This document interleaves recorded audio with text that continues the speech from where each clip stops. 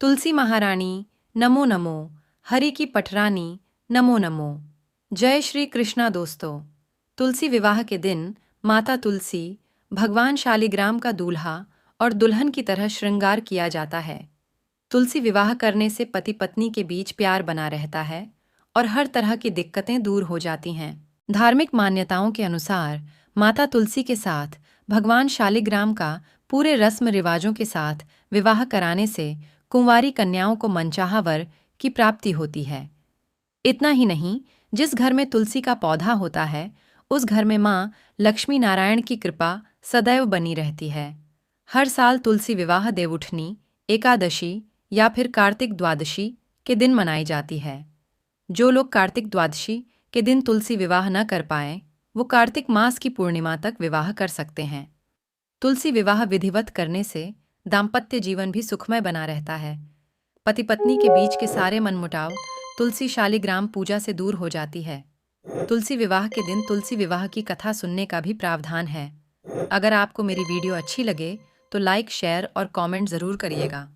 अगर चैनल पर नए हो तो सब्सक्राइब करना ना भूलें। आइए सुनते हैं हम तुलसी विवाह की कथा। एक बार शिव ने अपने तेज को समुद्र में फेंक दिया था। उससे एक महातेजस्वी बालक ने जन्म लिया। यह बालक आगे चलकर जालंधर के नाम से पराक्रमी दैत्य राजा बना। इसकी राजधानी का नाम जालंधर नगरी था। दैत्यराज कालनेमी की कन्या वृंदा का विवाह जालंधर से हुआ। जालंधर महाराक्षस था।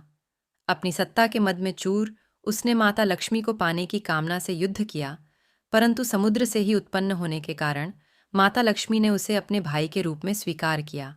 वहां से पराजित होकर वह देवी पार्वती को पाने की लालसा से कैलाश पर्वत पर गया। भगवान देवाधिदेव शिव का ही रूप धरकर माता पार्वती के समीप गया, परंतु मां ने अपने योग्य बल से उसे तुरंत पहचान लिया तथा वहां से अंतर्ध्यान हो गईं।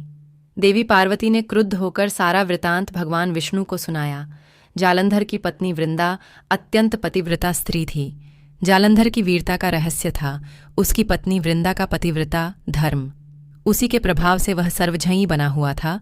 उसी के पतिव्रत धर्म की शक्ति से जालंधर न तो मारा जाता था और न ही पराजित होता था। इसीलिए जालंधर का नाश करने के लिए वृंदा के पतिव्रत धर्म को भंग करना बहुत आवश्यक था। इसी कारण भगवान विष्णु ऋषि का वेश धारण कर वन में जा पहुंचे, जहां वृंदा अकेली भ्रमण कर रही थीं। भगवान के साथ दो मायावी राक्षस भी थे, जिन्हें जकोयें देखकर वृंदा भयभीत हो गईं। ऋषि ने वृंदा के सामने पल में दोनों को भस्म कर दिया। उनकी शक्ति देखकर वृंदा ने कैलाश पर्वत पर महादेव के साथ युद्ध कर रहे अपने पति जालंधर के बारे में पूछा। ऋषि ने अपने मायाजाल से दो वानर प्रकट किए। एक वानर के हाथ में जालंधर का सिर था तथा दूसरे के हाथ में धड़। अपने पति की यह दशा देखकर वृंदा मूर्छित होकर गिर पड़ी। होश में आने पर उन्होंने ऋषि रूपी भगवान से विनती की कि वह उसके पति को जीवित करें। भगवान ने अपनी माया से पुण्य जालंधर का सिर धड़ से जोड़ दिया, परंतु स्वयं भी वह उसी शरीर में प्रवेश कर गए। वृंदा को इस छल का तनिक भी आभास न हुआ। जालंधर बने भगवान के साथ वृंदा पतिव्रता का व्यवहार करने लगी, जिससे उसका सतीत्व भंग हो गया। ऐसा होते ही वृंदा का पति जालंधर युद्ध में हार गया। इस सारी लीला का जब वृंदा को पता चला तो उसने क्रुद्ध होकर भगवान विष्णु को हृदयहीन शिला होने का श्राप दे दिया। अपने भक्त के श्राप को भगवान विष्णु ने स्वीकार किया और शालिग्राम पत्थर बन गए। सृष्टि के पालनकर्ता के पत्थर बन जाने से ब्रह्मांड में असंतुलन की स्थिति हो गई। यह देखकर सभी देवी देवताओं ने वृंदा से प्रार्थना की वह भगवान विष्णु को श्राप मुक्त कर दें। वृंदा ने भगवान विष्णु को तो श्राप मुक्त कर दिया, पर स्वयं आत्मदाह कर लिया। जहां वृंदा भस्म हुई वहां तुलसी का पौधा उगा।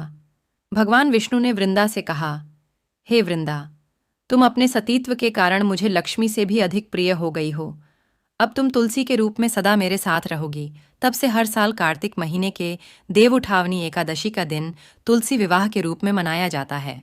जो मनुष्य भी मेरे शालिग्राम रूप के साथ तुलसी का विवाह करेगा, उसे इस लोक और प्रलोक में विपुल यश प्राप्त होगा। उसी दैत्य जालंधर की यह भूमि जलंधर नाम से विख्यात है।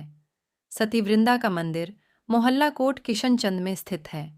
कहते हैं कि इस स्थान पर एक प्राचीन गुफा भी थी जो सीधी हरिद्वार तक जाती थी। सच्चे मन से 40 दिन तक सती वृंदा देवी के मंदिर में पूजा करने से सभी मनोरथ पूर्ण होते हैं। जिस घर में तुलसी होती है वहां यम के दूत भी असमय नहीं जा सकते। मृत्यु के समय जिसके प्राण मंजरी रहित तुलसी और गंगा जल मुख में रखकर निकल जाते हैं, वह पापों से मुक्त होकर वैकुंठ धाम को प्राप्त होता है। जो मनुष्य तुलसी वांवलों की छाया में अपने पितरों का श्राद्ध करता है, उसके पितर मोक्ष को प्राप्त हो जाते हैं।